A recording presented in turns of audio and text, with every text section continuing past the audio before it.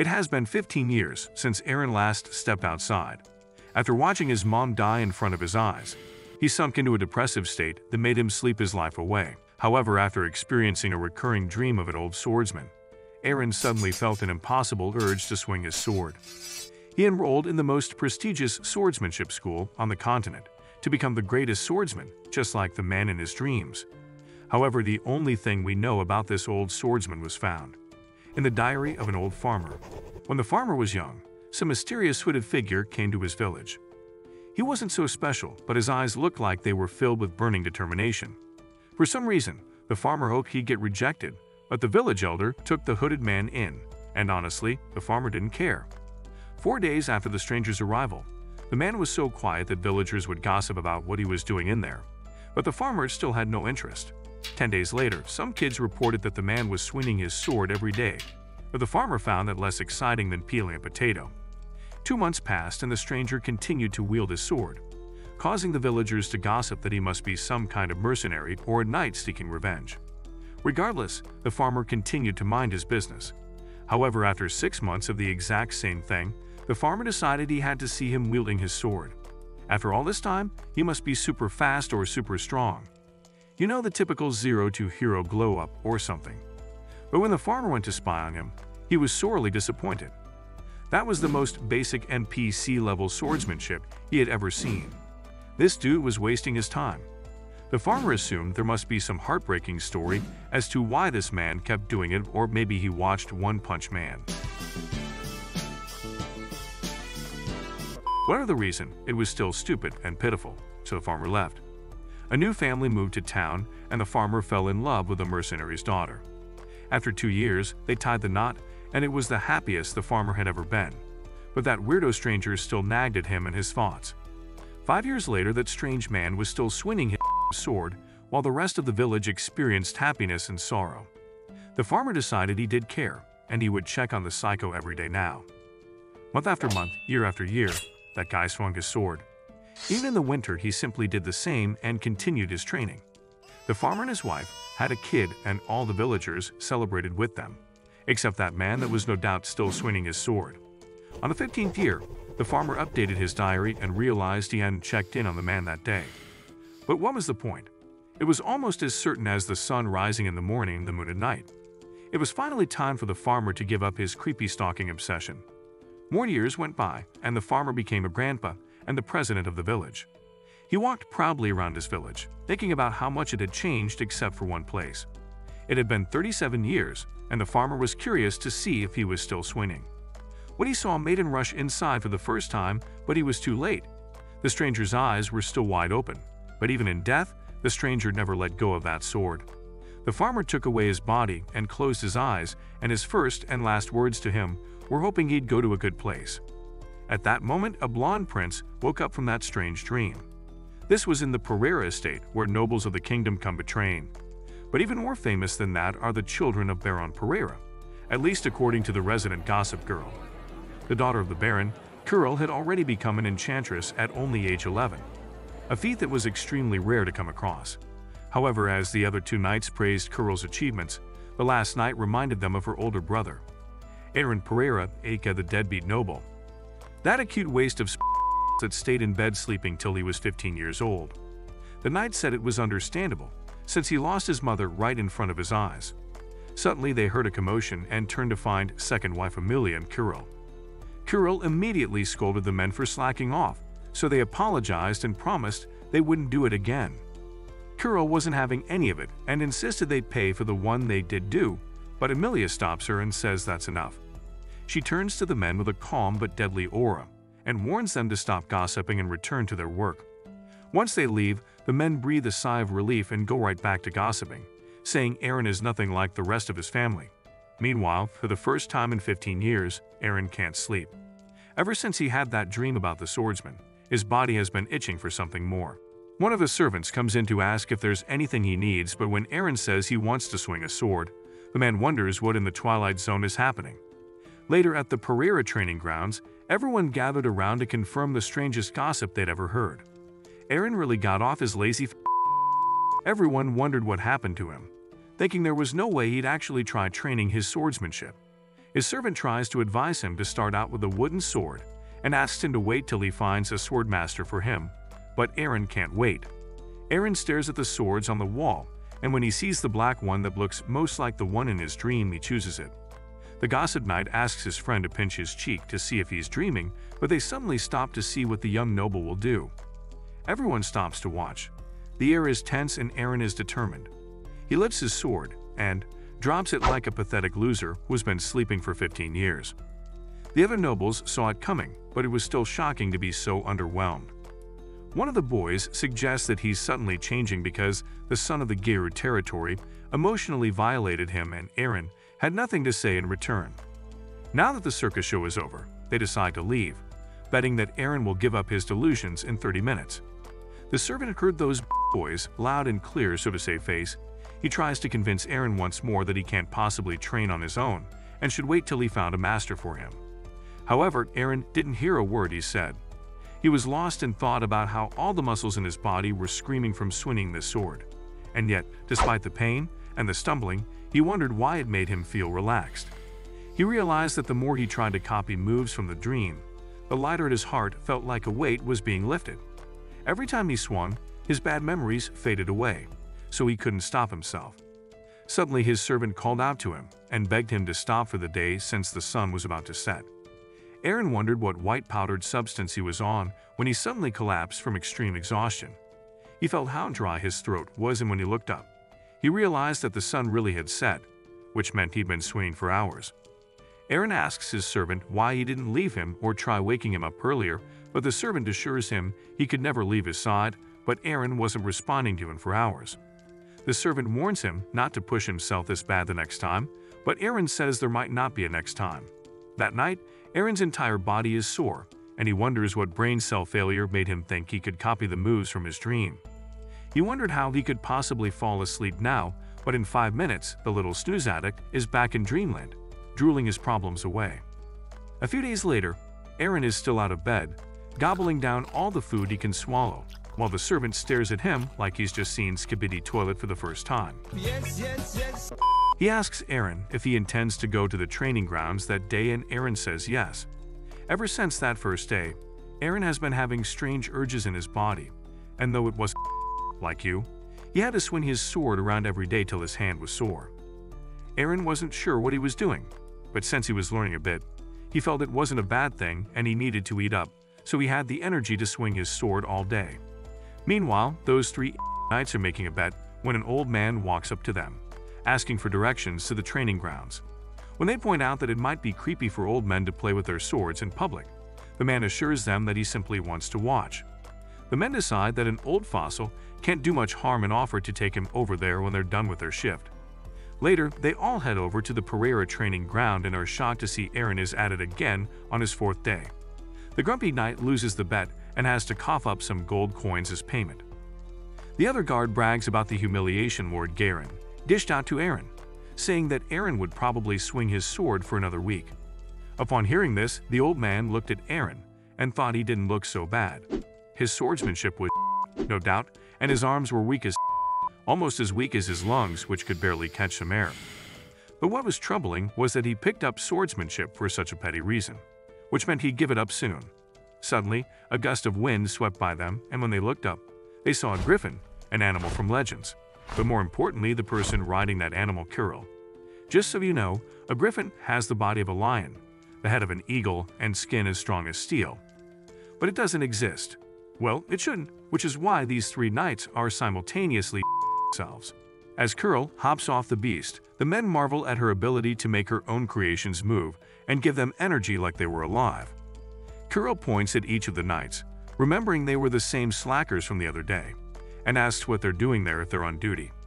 The men try to explain that they're done with their shifts, but Kuril scolds them for having the gall to talk back to her.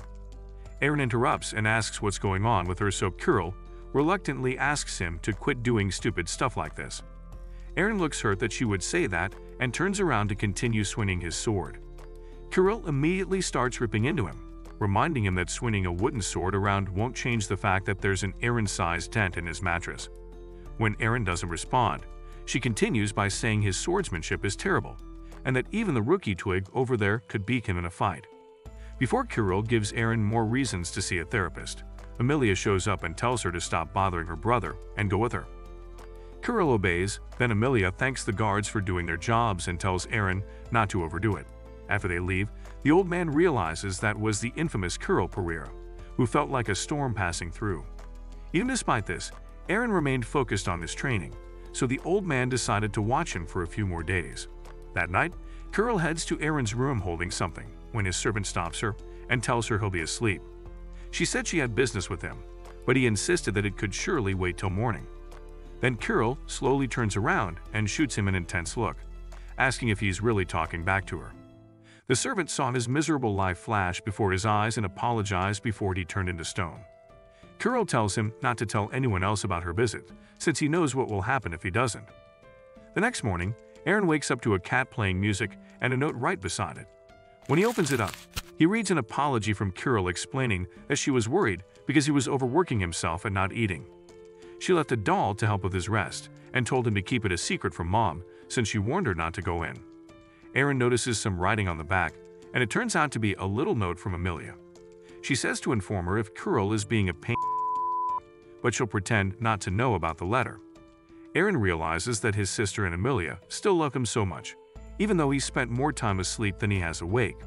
The servant announces that breakfast is ready, so Aaron decides that this time he'll eat with the rest of his family, which shocks the servant, who says Aaron has completely changed. At the table, Kirill keeps smothering Aaron, trying to stuff the poor boy with 10 years' worth of food. After, Aaron thanks his family for standing by him during his couch potato phase and tells them he loves them. When his father tells him he loves him too, Aaron apologizes for making them worry, but his dad says it's not necessary. On that note, he brings up the issue of swordsmanship training and tells Aaron not to overwork himself. Aaron assures him that he's fine, knowing that his training is nothing compared to the training in his dreams. Some days later, those snotty noble boys from before are shocked to see that Aaron has been training for 15 days straight. They wonder if he's finally gotten bed sores or maybe he'll still run out of steam and return to merging with his bed soon. They'd also notice the old geezer who's been sitting there every day, saying he simply wants to spectate. Though the boys wonder what exactly there is to spectate. Meanwhile, the old man continues to watch closely. At first, he thought Aaron was doing for his pride and inferiority complex, but now he sees he was completely wrong. He then wonders how someone who was nicknamed the deadbeat noble goes from never exercising a day in his life to training relentlessly without. His mindset almost resembled that of a blacksmith who hammers steel, almost like he's been doing this decades without deviating. The man is surprised to see in a 15-year-old what it usually takes a lifetime of experience to rack up, an iron will. The man wonders how high Aaron could go if he's put under the right mentor. The old man calls the attention of the caretaker and asks if Aaron has been enrolled in any swordsmanship training yet. The man says Aaron's been saloned so far, but his servant intends to ask Knight Orn to be his training master. The old man immediately abandons all laws of personal space just to scream no at the clueless caretaker. He knows the knight well, and he's a grade-A asshat who got drunk the night before his formal training and is known for screaming at soldiers. The old man insists he must save such a promising student from ending up with the method master. He'll have to meet with the head of the house. Later, the old man meets with Aaron's father and hands him a recommendation letter to enroll Aaron in Chrono Swordsmanship School. The school is the best swordsmanship school on the continent and only trains talented kids. The place is even more prestigious than the Royal Academy, so his father worries about whether Aaron will really be able to handle endless competition. That afternoon, he informs Aaron of the recommendation and assures him he doesn't have to go if he doesn't want to. Aaron remains speechless, and his father warns him of the struggles he'll face if he chooses that path, so Aaron asks for some time to think it through. Back in his room, Aaron wonders if he'd really be able to do well after spending 10 years skipping leg days. However, Aaron steels his resolve and decides that he doesn't want to keep staying still for himself and his family. He heads back to tell his dad he'll do it. Before long, Aaron was waving goodbye to his family, who were so proud of him. On the way to the school, his servant handed him a gift from Kirill, and Aaron was touched by her necklace and put it on immediately. Later, they arrive at the school, and it's even more impressive than Aaron thought. The servant offers to escort him to the entrance, but Aaron refuses and explains that now that he's only a trainee, he needs to get used to doing things himself. The servant is moved to tears by how far Aaron has come, and they say their goodbyes as the servant wishes him luck. Next, Aaron approaches the entrance. Their two guards man the gates when a noble's son called Brett is introduced with his recommendation. The guards are impressed and let him through. Suddenly, the red-haired guard notices Aaron, who introduces himself and hands in his recommendation from Sir Somerville. It turned out that old Geezer had a name. The guards welcome him and recognize Sir Somerville as some high-profile baddest knight, which means that Aaron must be the to be recommended by such a man. The man lets him in gladly and wishes him good luck. However, when he leaves, the man wonders how he got that picky old man to give him a recommendation, especially since he's the famous deadbeat noble. Honestly, Aaron wasn't beating the allegations with those chicken legs and scrawny build, making them wonder what the old man saw in him. Meanwhile, Aaron opens the doors of the auditorium, and when he walks in, the other enrollees stare at him with utter disgust. Thankfully, their attentions shift when the instructor comes on stage to welcome them, and it turns out to be the same man from the gate, Ahmed. The man notices some promising students this year, but the standout would have to be Ilya, the second genius from the Lindsay family. Brett notices her too and kisses any chance of topping the class goodbye. Ahmed informs them that they are only preliminary trainees and they'd need to survive the next 2 assessments before becoming a full trainee. But of course, the hell only gets worse from there. After, he tells them to leave all their belongings in the hall and head outside. There, Ahmed shows them a large field that's meant for physical training sessions, basically a running course. Once he's done explaining, he announces a physical fitness test and instructs everyone to run. On books it, and the students struggle to keep up as he keeps increasing the pace and making it harder. Brett figures that it's like a marathon and decides to stay at the back and keep a steady pace to watch the situation. However, he's glad that he's at least doing better than that deadbeat who's already on his knees, shaking like a neutered cat. Aaron feels like his heart is about to burst and is just about ready to give up. The rest of the group gets farther and farther while Aaron's bones ache like he can't take another step if he wants to. However, he manages to get back up, to Brett's surprise, and forces himself to run since this is nothing compared to the man who appeared in his dreams. Aaron realizes that he wants to be on par with that man, and to do that, he needs to keep running. At that moment, he decides he's no longer going to be a deadbeat. The other instructor is pleasantly surprised that Aaron hasn't given up like he thought he would. That is until he looks closer and sees Aaron doesn't look so good. The boy gasps for air and starts tumbling down as the rest of the group approaches. The instructor races toward him and moves him out of the way, realizing that Aaron is completely exhausted from going past his body's limit. Aaron's an interesting kid, albeit a one too. The next morning, Aaron wakes up in a strange room, and when he wonders where he is, the instructor tells him not to worry as he's completely fine. The instructor introduces himself as Tarl, who's in charge of the recovery room. His head doubles in size as he gloats that Aaron wouldn't have recovered so fast if it wasn't for his miracle fingers. He then hands him the rankings of the performance test but assures him that it's different from the assessments that determine formal admission. Aaron opens it up, sees that he's dead last, and has the audacity to have a surprised Pikachu face, as if it was someone else that fainted. Tarl tries to comfort him and explain that the test was meant to show everyone their abilities, but the rank would be totally different in a year from now. However, when he looks at Aaron, he realizes the boy isn't sad at all, which is quite interesting. He then shoos him out of his office so he can join the others for their first day. That morning, Aaron attends his first class led by instructor Karaka. Karaka shows them their daily routine schedule and explains that their free time comes after the routines. The drill hall, indoor fitness room, and other training areas will be left open for any preliminary trainee to use whenever. As soon as Aaron hears this, he gets excited to resume his sword training until Karaka bursts his bubble and informs them that weapons training is prohibited. That evening, Brett and his minions bitch about how boring the last class was as they head to the indoor training room. When they enter, they're surprised to see how spacious it is, and everyone's working super hard on their first day, though Brett guarantees they'll get tired soon enough. However, Brett breaks into a cold sweat when he sees Ilya pumping iron like she's fresh off some messy heartbreak. This is when Brett realizes the rumors about her were severely downplayed, as only looking at her makes him want to piss himself. That girl looks nothing like a preliminary trainee and is so far out of his league that it'll take a miracle to reach her. While the boys are gawking at the female Jigga Chad, one of them points out how the deadbeat's training too. There might be no weights on that bar, but he's been working so hard like he's a completely different person. The boys wonder why he waited 15 years to work hard, and laugh at how weak he is, which catches Ilya's attention. Brett tells the guy to stop wasting time and follow him when he notices Judith, the girl who beat him to second place on the test. Judith is a mere commoner, so to make it to this school, she must be quite strong, but Brett doesn't intend to lose to her again. Suddenly, Judith turns around and tells the creep to stop looking at her. Brett looks like her words could give him cancer, asking if she really just spoke to him. Judith doubles down and tells him she can't focus with all this staring going on, so he should get lost. Brett's minions quickly rush forward to tell her that a mere commoner shouldn't disrespect a nobleman, insisting that she get on her knees and beg for his mercy. However, Judith can't get past the malicious stench floating from his mouth, as she wonders if they all ate the same meals. Suddenly, Judith tells them to shut their pie holes as she looks over, and they all follow her gaze. To both of their surprise, Ilya walks up to Aaron and asks to have a word with him. No one can hear what she says to Aaron, but everyone in the gym seems to be in some hypnotic state as they watch the most unlikely event unfold, and then Ilya simply walks away. Even Aaron doesn't know what to make of it, and when he turns, everyone immediately goes back to their workouts, pretending to mind their business.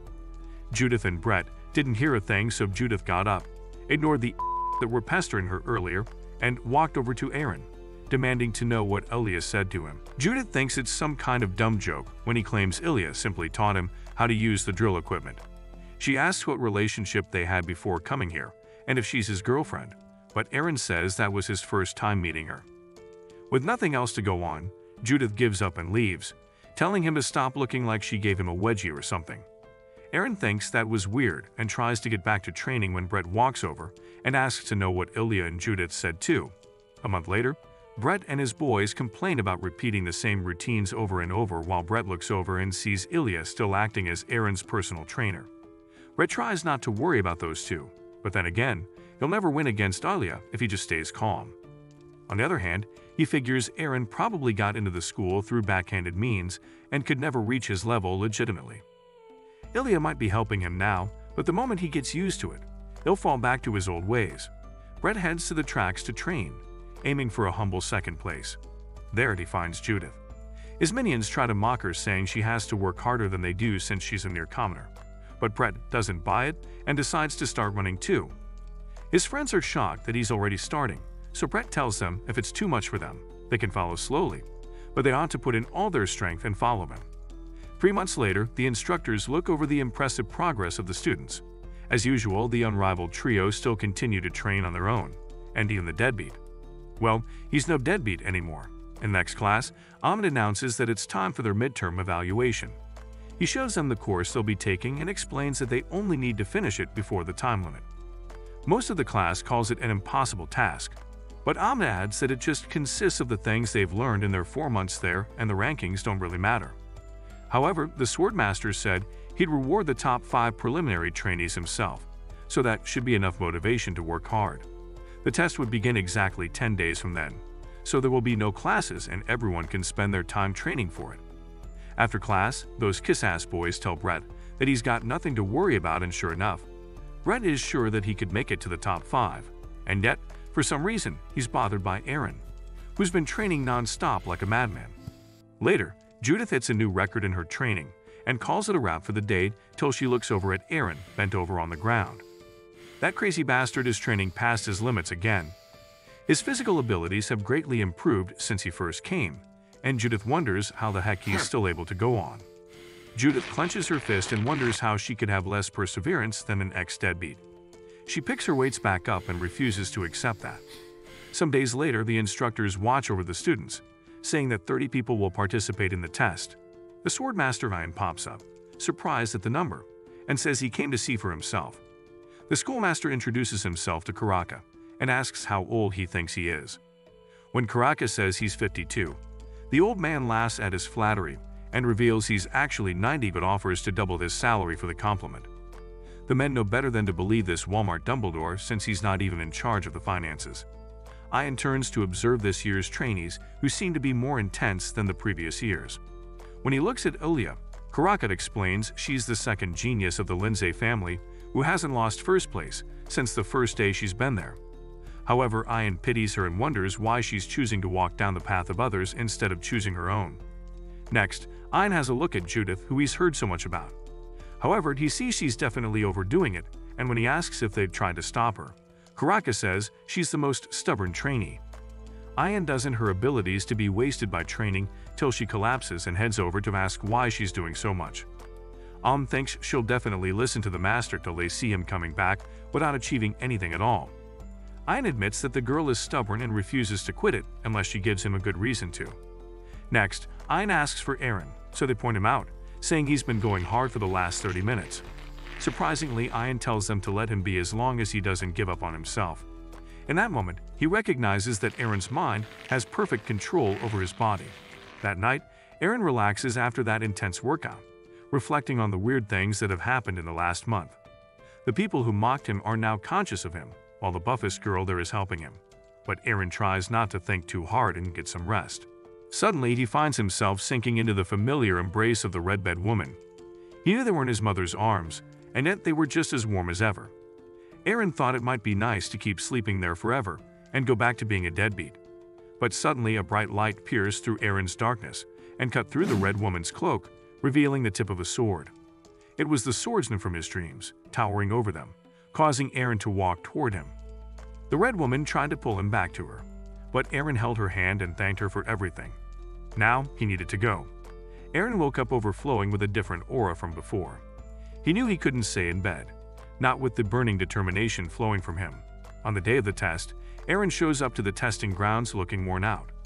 The other trainees mock him for training all night, saying that's bound to come back and bite him, but Brett doesn't say much. Instead, he focuses on Judith, who's probably in worse condition for working too hard these past days. Brett smiles to himself and thinks second place is pretty much guaranteed at this point. Just before the test begins, Ahmed explains the rules. The test is split into 4 stages with one instructor at each stage. Once they've exceeded the target goal points, they may move on to the next stage. He reminds the students not to be swayed by their surroundings, but to show them how much they've grown. Finally, the countdown begins and the 4 major contenders get ready to face off. They head to stage 1, which is a push press, and Ilya starts lifting her weights like they're chopsticks. When Brett sees this, he knows there's no way he'd ever be able to catch up to Ilya, but at least he stands a chance against the others. Or so he thought. Brett starts sweating rivers when he sees Eren lifting the weights almost as fast as Ilya, and wonders if the idiot plans to die of exhaustion. Then the instructor clears Ilya for stage 1, and moments later, he passes Eren too. As Eren walks off, the rest of the trainees tell themselves not to worry, expecting that Eren will soon pass out from his own stupidity. As Eren reaches stage 2, he doesn't blame the other trainees for mocking him, since he's surprised at himself too. However, his body feels unnaturally hot, not like it felt when he used to overwork himself. For a second, he wonders what if he burns out, but he stops himself and realizes he's not going fast enough. Eren picks up the pace, to Ahmed's surprise, summoning more and more energy as he goes along. Finally, he passes stage 2 while the others are still struggling with their weights. However, another beast awakens right beside them, as Judith's determined not to stay left behind. Meanwhile, Eren finally reaches stage 3 and is actually gaining on Ilya. As he draws closer and closer, Eren starts to feel something strange. For the first time, he wants to surpass Ilya. However, out of nowhere, Judith surpasses both of them, insisting that she'll never lose. Unlike the rest of the snotty-nosed nobles, it wasn't easy for Judith to get there. Her whole life she trained relentlessly, but even when she finally got into the school, people still talked down to her, saying she was only acting cheeky. But none of them knew how hard she worked, and now she doesn't intend to lose anyone ever again.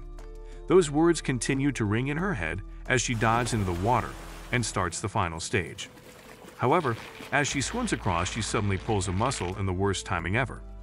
Judith is humbled real quick when Ilya swims past her, without even glancing at her. Judith comes to the painful realization that even after overworking herself, she still can't win against Ilya. Judith can't move anymore, and all she can really do is cry as Ilya gets further away. She begins to sink below the water, hoping to finally get some rest when Eren dives in and pulls her out of the water.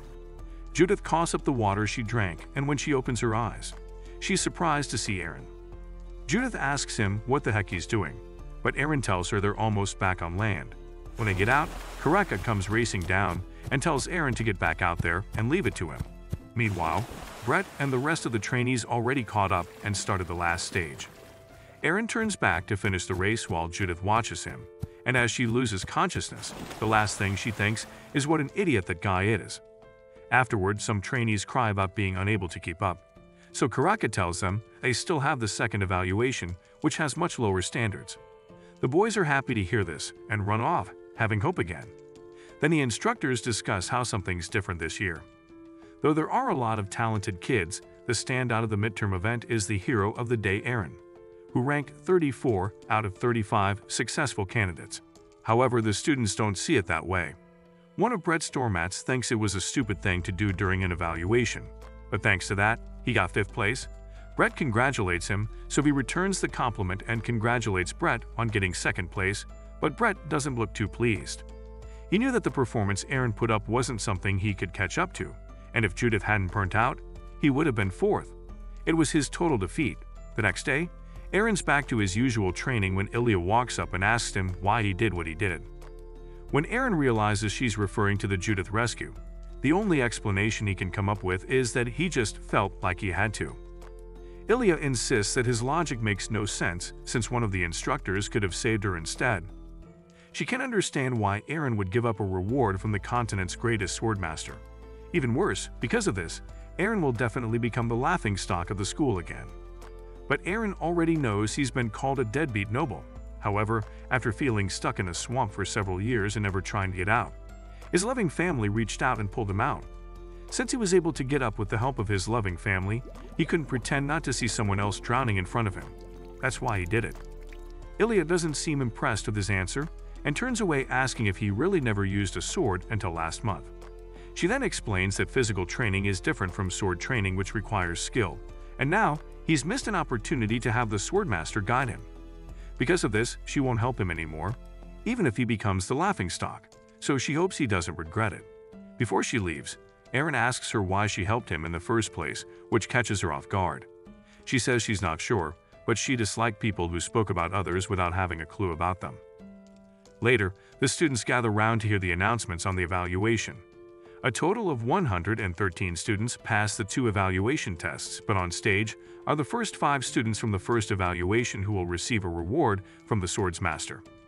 Ayan points out that they're forgetting someone, so Ahmed calls out Aaron's name and tells him to come to the podium, to everyone's surprise.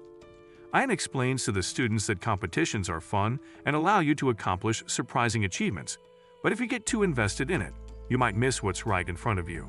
But that's not what Aaron did. Aaron sacrificed himself and saved his drowning classmate, so the swordmaster and all instructors agree that this is an act worthy of praise, which is why he's been called up to the stage. Then instructors and students all clap as Aaron joins the other trainees on stage where he belongs. Later, Brett's in the swordmaster's office, finally admitting how narrow-minded he's been this whole time. Ayan tells him not to beat himself up, but Brett insists that now if there's something he needs to learn from someone, he will learn it.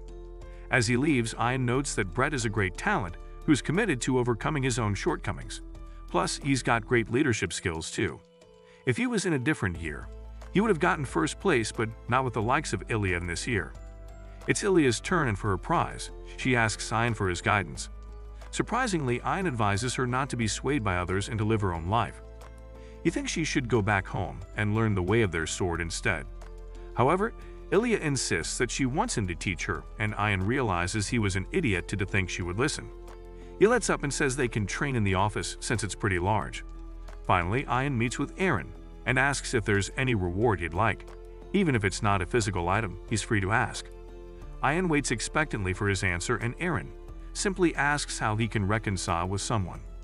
Aaron apologizes for having a silly request, but he explains that he doesn't have anyone else to tell these things. Ayan tells him it's completely fine, realizing that the dude never left his room in 15 years.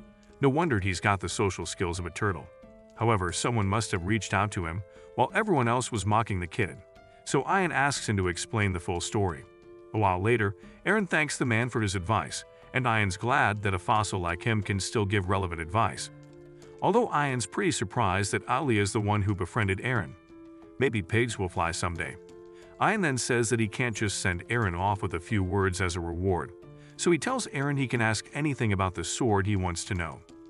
Aaron thinks for a second and admits that he has nothing to ask since he picked up his first sword 1 month before coming to this school. Aaron goes on and on apologizing for wasting his opportunity when Ian suddenly breaks him out of it. He tells Aaron there's nothing to apologize for, and as a swordsman, he should stand up strong.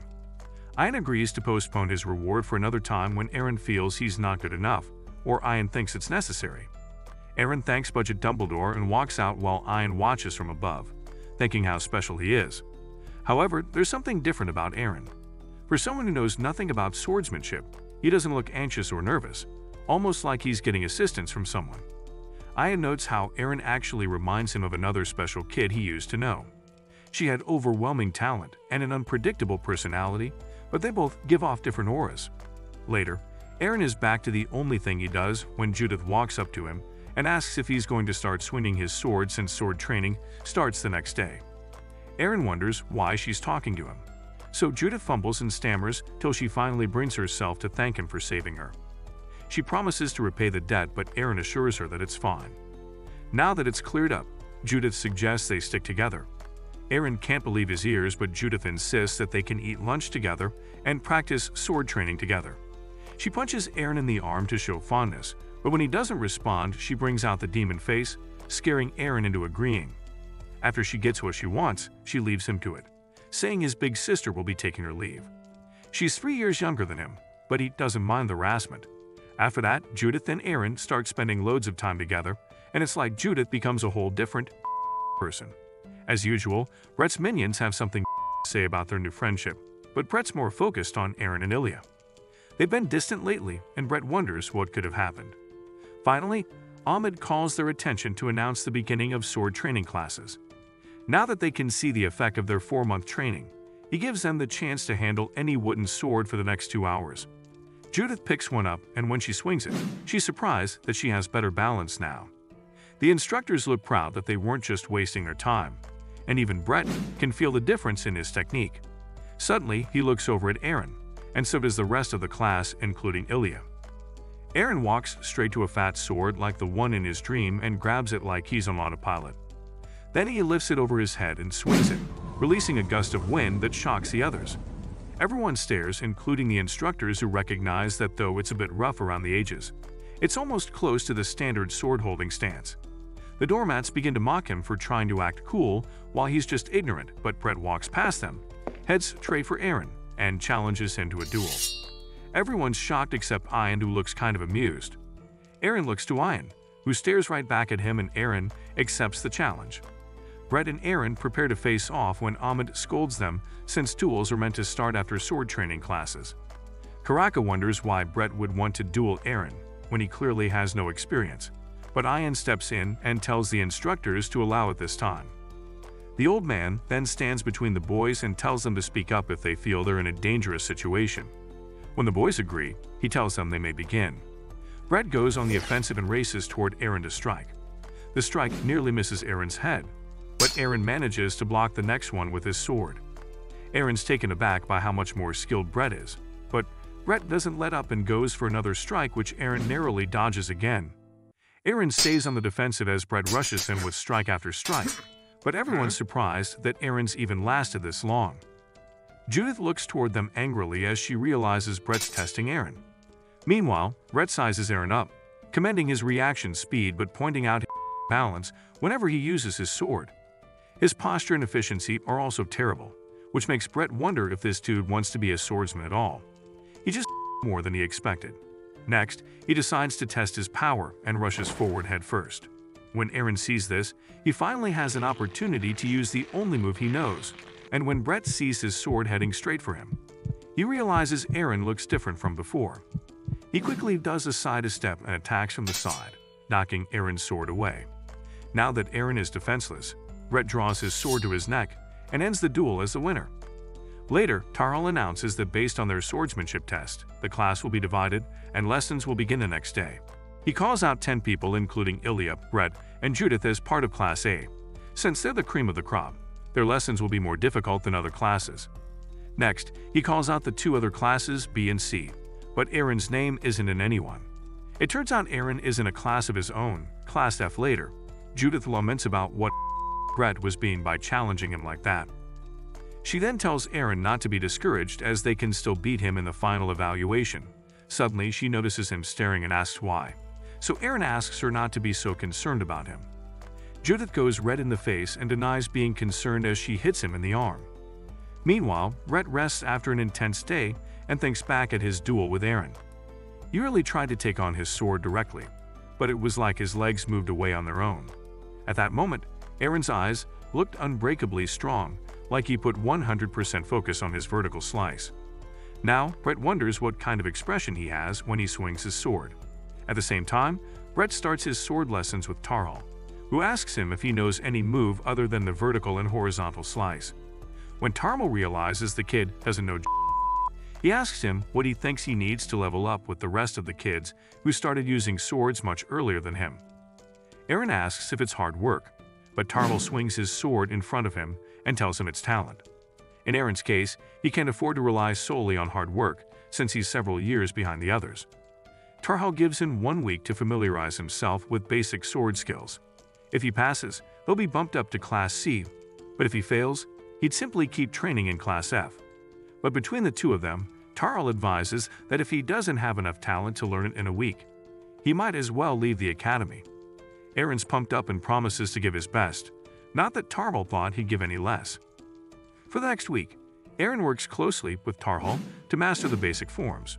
Tarhal notes that his speed keeps improving significantly, and even he wasn't that good when he was first learning. He was sure. Eren really did have a talent for the sword. The day before his test, Eren shows Judith his moves and asks her to give her honest opinion. After studying him closely, Judith's pleasantly surprised and gives him a thumbs up to show her approval.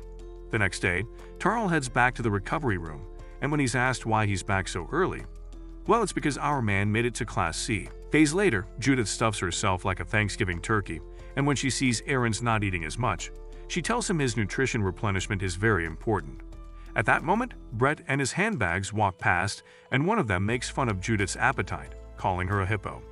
However, Judith's not fazed and simply points out that the boy must have a crush on her, but aren't her type. The boy looks like he's about to roast her hard when Brett tells them to get a move on it. When they leave, he tells the boys to stop talking bad about people because it doesn't do them any good.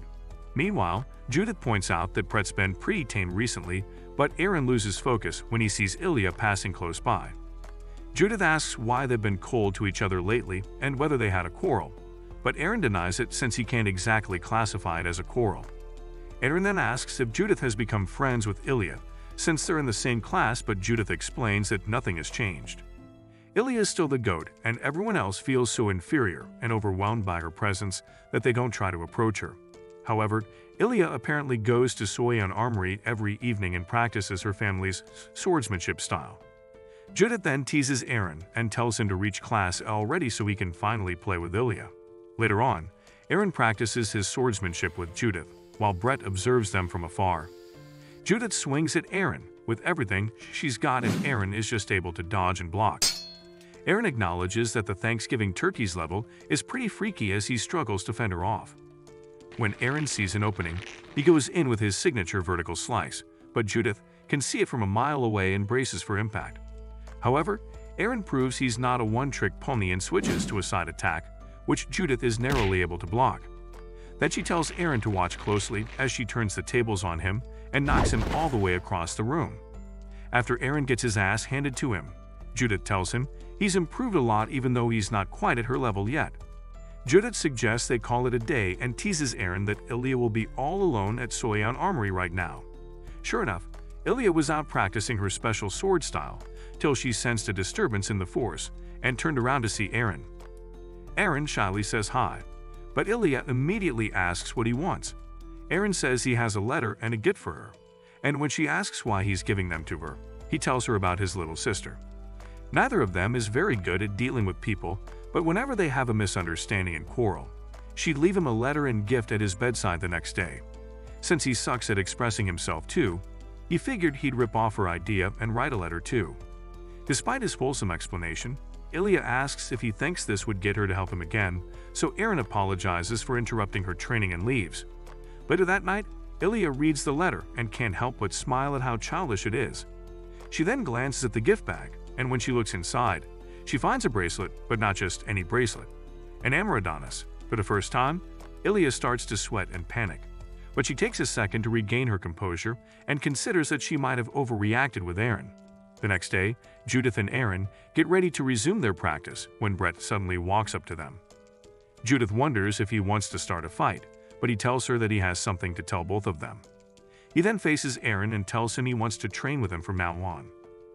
The rest of the school thinks he's crazy, but Brett says that ever since the midterm evaluation and their last fight, he's noticed Aaron has this deep concentration that he doesn't seem to have. He asks Aaron to teach him, and in exchange, he'll also teach Aaron how to use the sword so they can grow together.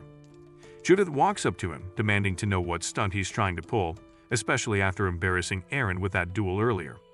It seems like he's just trying to use Aaron for his benefit. Brett admits to wanting to use him, which shocks Judith, who didn't think he'd be such a shameless pig. However, Brett explains that it's not such a bad thing since they can use him too. Besides, isn't that what Judith has been doing too, since they've been practicing outside class?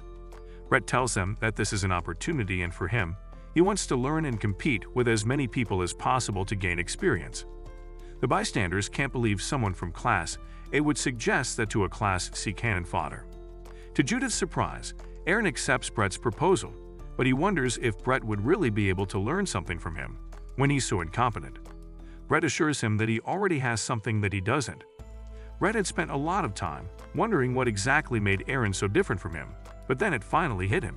Though everyone has the same limited time, the density of Aaron's time is different because throughout his training, not once did Aaron lose concentration. Brett asks Aaron how he manages to stay so focused, but Aaron has no idea either. However, Brett figured he might say that since that's what geniuses say all the time.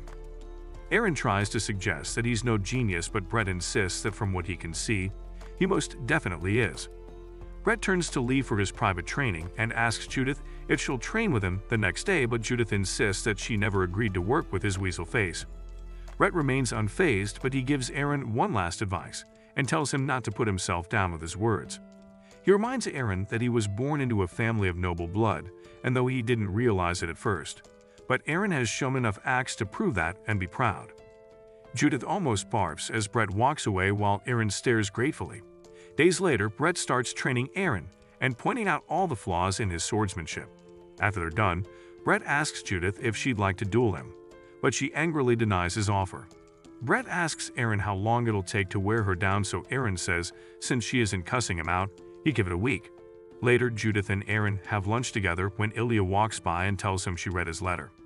Upon hearing this, Judith asks if the simp has finally confessed his feelings, but Aaron denies her tauntings once again. That night, Aaron thinks about Brett's words and wonders how he can improve his concentration and get one step closer to becoming like the man of his dreams. Suddenly, Aaron pictures himself standing behind that man, and he begins to feel a weird sensation in his hands, but different from the one he felt before. This time, he can feel it in his full body, and he realizes the sensation is coming from the swordsman. Suddenly, Aaron wakes up and notices it's still midnight. However, he absolutely has to get his hands on the sword before the feeling goes away. Some days later, Judith notices Aaron looks like an emo boy and asks what he does all night, but Aaron keeps it a secret. However, this is in the middle of a duel with Brett, who tells her not to lose focus in a duel. Ironically, Brett immediately loses focus when he notices something weird about Aaron. One moment, the guy looks like he's towing the deadbeat reputation again, and the next, he's upright and ready for business, only to go back to snoozing position. Brett walks up to him and asks if he's mildly possessed, but Aaron explains that he's trying to improve his concentration, but it's not going very well. Brett assumes it's meditation training, which he's heard the priests do, so he decides to try it out and takes his position on a bench. He thinks he can already feel himself getting calmer and calmer until he opens his eyes moments later to the sound of a student waking him up. Brett claims he was in meditation training, but Judith gladly informs him of the drool that is still fresh on his face. Later, Brett realizes the problem is his pose, so he sits cross-legged. But when Judith tells him it won't work since Aaron's a special case, Brett tells her not to knock it till she's tried it. Some days later, Karaka gives a status report to Ian, informing him that Aaron's been promoted to Class B thanks to the help from Brett and Judith. He then tells the swords master he was right about Brett, and he seems to be making small waves in his year, evidenced by all the students he's gotten to meditate with him. Some weeks later, Judith loses to Brett in their official duel. Classic Judith being a sore loser, but Ahmed tells her to can it for now, so she challenges Brett to a rematch after class. Ahmed can't help but marvel at how amazing the kids are and how far they've grown, especially Brett, who is now ahead of Judith. Brett is proud of his progress and thinks that if he keeps improving at that rate, maybe one day he can even surpass Ilya. Meanwhile, Eren continues his own training, which has also improved thanks to his meditation training. However, Eren isn't satisfied and thinks that he needs more. Suddenly, Judith and Brett walk up behind him, asking why he's using his vertical slice so much. But before Eren can answer, Brett informs him of a meeting with the swordmaster in the martial arts arena. At the arena, the students sit and listen to Ian as he commends them on all their improvements over the last 9 months. However, he brings up the matter of their final assessment, which catches everyone's attention. He explains that, unlike their midterm evaluation, the final assessment will be based on their potential abilities. The room is tense, so he explains that they simply need to demonstrate an area of swordsmanship they think they excel at the most. He says they're allowed to use any means possible to show what they can do and advises them to use the last 90 days wisely. Suddenly, he pulls off his robe and says he's prepared a small gift for them, an old man's sword dance.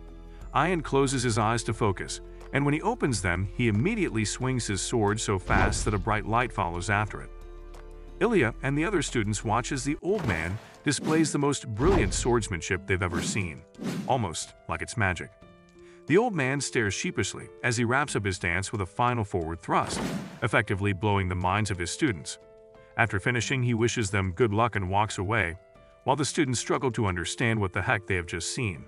The next day, Brett and Judith decide to rest after another intense training session, but Judith doesn't seem like her usual loud-mouthed self. Brett mocks her for being more lifeless than a brick wall, which annoys her into demanding he shut up. Brett asks if her mood swings are because of Eren, so Judith reveals that she's worried about Eren since he keeps focusing exclusively on meditation training.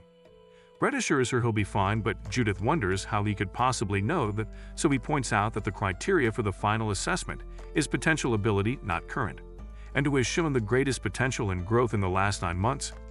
Judith finally understands what he means as Brett tells her she can stop worrying now. Though she denies the worrying part, she finally relaxes and starts talking about taking first place. Brett tells her it's a pipe dream since Ilya's just gonna win again, but this annoys Judith. Brett reminds her that Ilya is from the greatest family on the continent, and she's learning the famous family's swordsmanship, which put them among the most prestigious families. Her first place is as good as bagged. Judith insists that it doesn't mean nobody else can get first place and wonders why he's even taking the test if he feels that way. She then demands to know what's so great about her family, if her brother, who was said to be the greatest genius on the continent, got defeated by a mere orphan and became a loser. Suddenly, Brett looks shocked, so Judith turns around and finds Ilya right behind them, pissed as hell. Ilya assures her that none of the things people say behind her back can affect her, so Judith challenges her to duel if that's the case. However, Ilya is not interested and walks away, assuring them that she'll get first place as usual, and she won't even need her family's sword style to do it.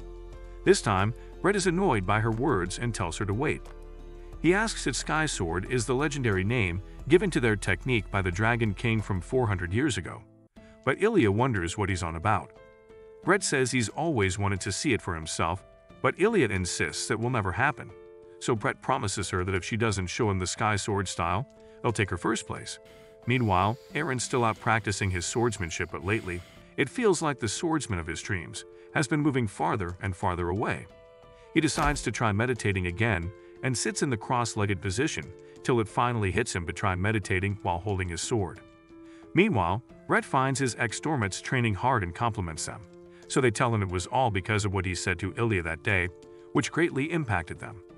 Brett gets embarrassed by the compliment, so Judith shows up to tease him for making a wimpy face. She then tells him to get his sword so they can go a couple of rounds. They both go at it, and after a bunch of close calls, Judith realizes he's gotten faster. She tries to overpower him, but when he holds her off, she realizes he's also gotten stronger.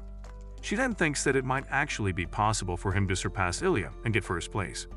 It's hard for her to admit, but Brett's got her outclassed, but now she decides she'll no longer be so hot-headed and aim for first place after she's become a full trainee. Brett suggests they stop there so they don't overdo it before the evaluation, and shockingly, Judith agrees without throwing any tantrums. Brett asks her where she's going, but she keeps it a secret, making Brett smile as she walks off. Now that he's alone, he reasserts that he's definitely become stronger, and defeating Ilya no longer feels impossible. And also, he's now able to face Aaron's sword head-on. Speaking of Aaron, he's still training as usual, but the meditation didn't work, even when he changed his stance. He looks down, realizing he's got no idea what to do when Judith pops up and suggests they get some air. They head to an open field and lie down. Then, Judith asks if he's prepared for the final evaluation in 15 days, but Aaron weakly says he'll just continue to give it his best. He asks her if she's confident, and she assures him that she'll do just fine since she's his big sis. Suddenly, Judith apologizes for not being around lately, but Aaron says she doesn't need to be sorry for that. She then reveals that she's an orphan, and as a kid, all she did was pickpocket and steal from stores to stay alive. Everyone else was doing the same thing, so she had never done anything for someone to be grateful for or received anything to be thankful for until now. She explains that it's why she was angry after Aaron saved her instead of thanking him. But after she tried to repay him in her own way, though that didn't quite work out. She then tells him to do well in the finals so she can help him when he becomes a full trainee. Aaron agrees and they share a touching moment, so naturally, Judith's gag reflex starts to act up, and she tells him to leave 5 minutes after she does. As she leaves, Aaron thinks to himself that he's actually the one who hasn't been around these last 2 months. But he's come a long way from the boy who laid in bed all day to now staring at the sky. Aaron's glad he's beginning to understand himself better and thankful for everything up to that point. Now the time has come to pay everyone back. He goes back to his sword training with new inspiration. It seems the problem was that he was only trying to imitate the look, but meditation is an act of training the mind. He closes his eyes and begins to overflow with the golden aura, determined to pull more of it out from within. 2 weeks later, Ahmed announces the beginning of the final assessments, and the trainees roar loudly to celebrate. Students from different classes step forward to demonstrate their tremendous growth by cutting through leaves or slicing clean through rocks. Ian's glad that everyone's exceeding his expectations, but he's still pretty underwhelmed. Next, Ahmed calls up Judith, so she asks if she can receive her assessment alongside another trainee by sparring together. Ian likes the idea and asks who the other trainee is, so Brett steps forward confidently. Judith and Brett get into position, and when Brett asks if she's ready, Judith pauses and tells him she can no longer keep her composure. She switches to her factory settings and declares that today is the day she surpasses him. Brett wouldn't have it any other way and stands firm ready to fight. Judith launches forward with great speed and clashes swords with Brett, who matches her strike. The students are amazed by how vicious the clashes are, and even Brett wonders if she might actually be trying to chop his head off. Judith continues to throw everything she's got at Brett, but she continues to miss by just a hair's breadth. She stays largely on the offensive until Brett sees an opening and takes a swing at her. Judith jumps up to dodge, then brings her sword swinging down to retaliate. The instructors are amazed by how fast they are, so much so that it's like they're stuck watching their afterimages. Ahmed comments that Judith's swordsmanship is strong and merciless, but Brett is fluidly parrying her heavy blows. Brett thrusts his sword forward, causing Judith to jump back, calling him a bastard, but Brett taunts her and asks if that's all she intends to surpass him with. They both go Super Saiyan at this point as Judith insists on becoming stronger, and Brett insists on becoming sharper for the final blow. A bright light shines and the area is filled with dust, but when it settles, it reveals that Judith's sword has been shattered while Brett's sword remains intact. Judith accepts that she couldn't surpass him in the end, and though it was a very close match, the slightly superior one was Brett. Ian gives them both a standing ovation and commends them for doing a good job, so they thank him while giving cheeky side eyes to each other. Ian asks who's next, so they call up Ilya, who walks forward to the stage. As Brett returns to his seat, he thinks that with that performance he should be able to beat her, but she pays him no attention. When Ian asks what she intends to present, she says she'll display her family's swordsmanship, and even Ian is excited to see the sky sword technique. Ilya whips out her sword as Brett watches excitedly, but his expression soon changes to one of horror. Suddenly, violent winds begin to surround Ilya, shocking even the instructors who question every physics class they've ever been to. The winds become more and more intense as Ilya takes her sword and thrusts it forward, sending a gust of wind that pierces through the air, pushing even the instructors back as they wonder what in the hell that is. Brett's expression becomes more hopeless as he comes to the realization that the gap between him and Ilya is even more than he thought. It's an insurmountable wall, which means he was dreaming of the impossible. Judith yanks him back to reality as she announces that it's finally Aaron's turn. Aaron walks forward as Judith cheers for him like a proud big sister, but Brett, on the other hand, has a really bad feeling. At that moment, Brett remembers his last conversation with Aaron, where Aaron said he was such a good person who makes the people around him feel at ease. Then Brett had told him he wasn't really the good person he thought he was. Now, as Aaron walked forward for his final assessment, Brett couldn't help but hope that Aaron of all people wouldn't be anything special. Ian looked at Aaron with playful glee in his eyes as he asked Aaron what he would be presenting. The entire room was tense as they waited to see what Aaron had finally come up with, but he simply suggested a vertical slice. Everyone was dumbfounded and wondered if his head was filled with air. One of the students even called him out on being brain dead, insisting that a vertical slash wasn't enough for the final assessment. Ahmed warned the student to shut it or risk being thrown out of the room, but in his mind he was screaming the same question, wondering if all of Aaron's training had melted his brain. Meanwhile, Aaron took his stance and closed his eyes. With a deep breath, he was transported to a place in his mind that was like nighttime. As Ian watched him, he waited to see what Aaron had in store for him, since he was someone who didn't desire his teachings and was indifferent to his swordsmanship. The students are getting pretty tired of watching Aaron stand on the spot, but Ilya realizes that he's performing meditation. Aaron tenses every muscle in his body and focuses solely on entering his mind. It's as if he's standing on still water as a huge wave begins to rise behind him. The wave grows bigger and more violent as Aaron thinks of the man from his dreams, wondering who he is and what he was trying to slash. Aaron starts to think about all the suffering the man endured, and it's like the man's movements become Aaron's movements. As he thinks of the man's will of steel, the old man's eyes begin to resemble his own, and Aaron finally makes his vertical slice, which rips through the ground, sending massive shockwaves and shocking everyone, including Ilya, for the first time. Brett stares in horror for the second time as he sees that Aaron's split the floor in two with nothing but his wooden sword and sheer willpower. Judith stares in amazement till she notices Brett's fists have been clenched so hard that he's starting to bleed. She tries to call out to him, but he simply turns around and walks away, while Ian looks satisfied with the day's results. Later that day, the Swordmaster finally appears to announce the results, but he reveals that the assessment is not the all-deciding factor for admission, as there's still an interview. He then begins to announce the rankings of the exam from the bottom up. One by one, all the students hear their names and rankings till it's down to the top 4. Judith gets 4th place and Brett gets 3rd, though he looks away hoping no one would see his man tears. The tension builds as Ian is about to announce 2nd place, and it turns out to be Aaron, who seems surprised to hear his own name.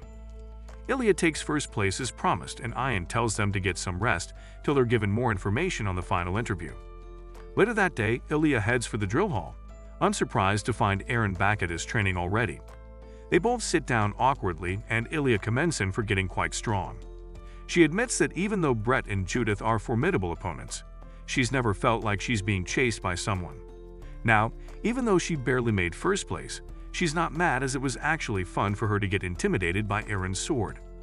Aaron shyly praises her sky sword too, but she mocks him for not being able to take a compliment. Suddenly, she gets serious and informs him that she won't be staying at the academy. All the oxygen in Aaron's face disappears as he asks why she'd do such a thing. Ilya points out that he's taking it a little too personally, so Aaron gets embarrassed and starts stuttering up an excuse, but Ilya pushes past it and says she had never planned to stay and only wanted to place 1st in the midterm and final assessments. She then asks if he knows the person called the greatest genius on the continent, but Aaron has no clue since he was probably balls deep in drool at the time. Ilya informs him that it was Carl Lindsay, her brother. When Ilya was 7 years old, there was no one on the continent who didn't know who Carl was. No one that was awake, at least. Carl has emerged victorious in spars with knights and reached heights impossible for his age. He soon became the continent's greatest genius, shouldering countless expectations. One day, a commoner who took 1st place in the Chrono Swordsmanship Academy, but refused to become an official trainee, appeared. She was the continent's 2nd genius, a girl named Ignet. She immediately requested to spar with Carl, and he was never one to shy away from a sparring match. However, after 3 strikes, Ignet had completely shattered Carl's sword and taken the victory, and to add salt to injury, she looked back at him and called him a disappointment. Ilya had watched the image of her idol crumble before her eyes, and all she could do was run to him and cry her eyes out. Carl comforted her as if nothing had happened, so she thought that he'd overcome this challenge and emerge victorious eventually, but he never did. After that, he was met with cold, unimpressed stares, so he fell into unbearable despair while Ilya watched it all. She determined that what caused her brother to shut himself in his room was the people's gaze. From then, she pledged that her decisions would never be controlled by anyone else, but before she knew it, she was already being controlled and forced into a life of trying to prove herself.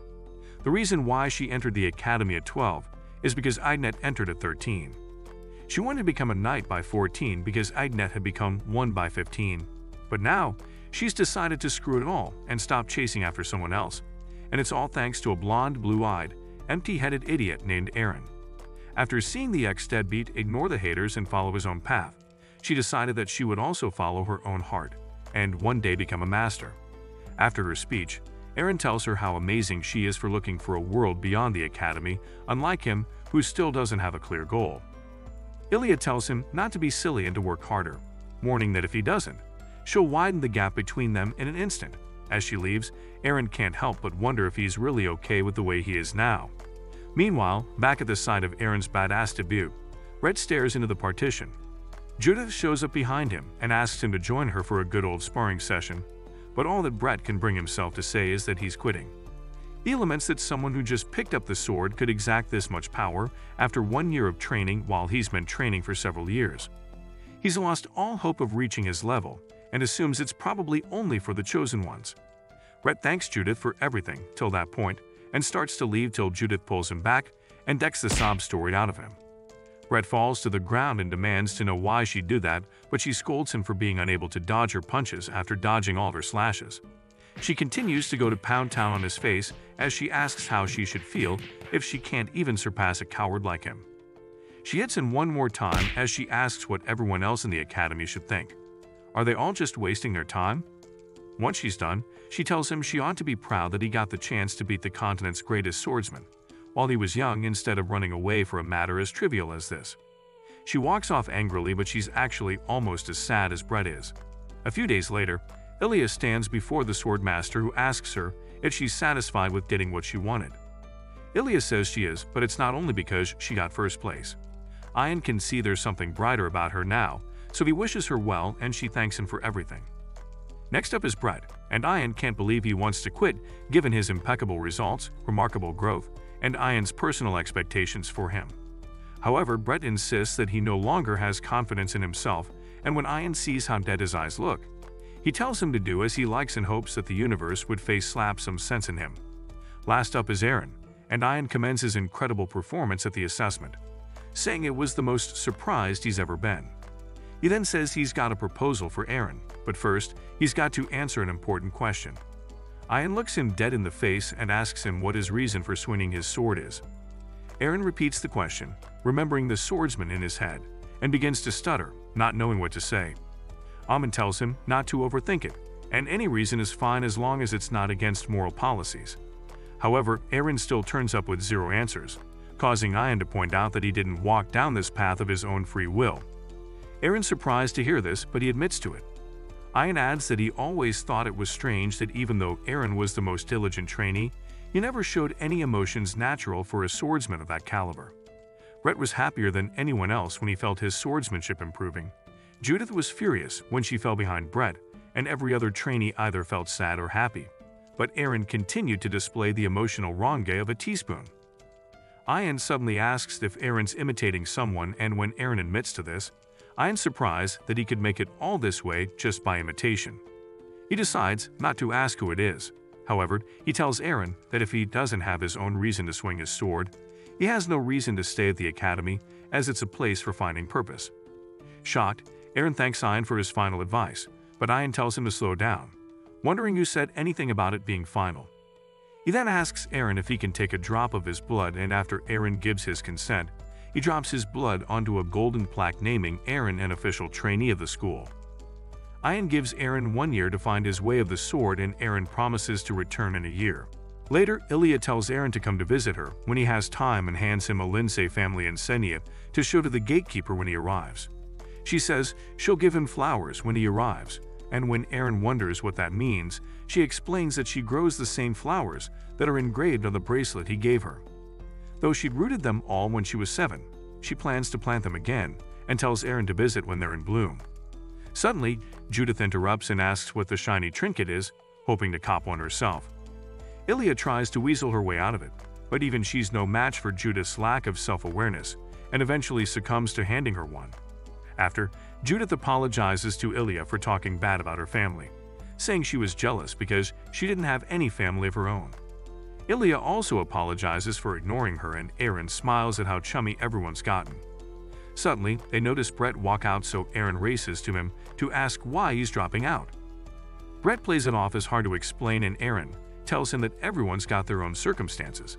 In Aaron's case, he's only leaving for a year so he can finish his training. Brett sees how Aaron's still trying to improve himself, unlike his who just gave up, but Aaron interrupts his thoughts and thanks him for being part of the people who allowed him to forget his past, understand himself, and move forward. Before Brett can respond, his servant calls out for him, so Brett gets in, leaving Aaron overwhelmed with emotion. He suddenly screams out for Brett and says they should both get stronger and meet again. Judith wonders what the intense K-drama is about, and Aaron explains that he felt like he might never see Brett again. At that moment, his own carriage pulls up and his servant calls for him. So Aaron introduces his friends, and the servant almost shits dry cement to learn that Aaron had made friends. The servant thanks them for being friends with Aaron, and Aaron waves goodbye and leaves. Judith and Ilya are left standing awkwardly beside each other, not really knowing what to say. Judith feigns stomachache, and Ilya encourages her to get going and spare them both the painful silence. Meanwhile, Amda asks Ian if he's pained to see so many prize students leave, and Ian kind of is. Then, Ahmed brings up the issue of Aaron and points out that finding his own way of sword isn't easy to do. But Ian says they have nothing to worry about since he's the continent's 4th genius. He might be different from the others, but he's a genius of effort. At the same time, Judith heads back to the school, realizing she's back to being alone until a hand grabs her from behind, and it turns out to be Brett. Judith is shocked to see him, and Brett puts on an act, saying that after thinking it over, he couldn't disgrace his family by giving up. Brett teases her about being happy that she's back, and Judith flushes bright red, but then reminds him that Ian wouldn't just let him back in so easily. Brett accepts that and makes up his mind to beg and plead, but he's sure Ian wouldn't let someone as talented as him go. They both head back to the school together, as Judith calls him an arrogant prick, and he tells her not to swear so much. What's in store for the troublesome foursome? Leave a thumbs up if you liked the video and subscribe to the channel for similar content. And as always, thanks for watching.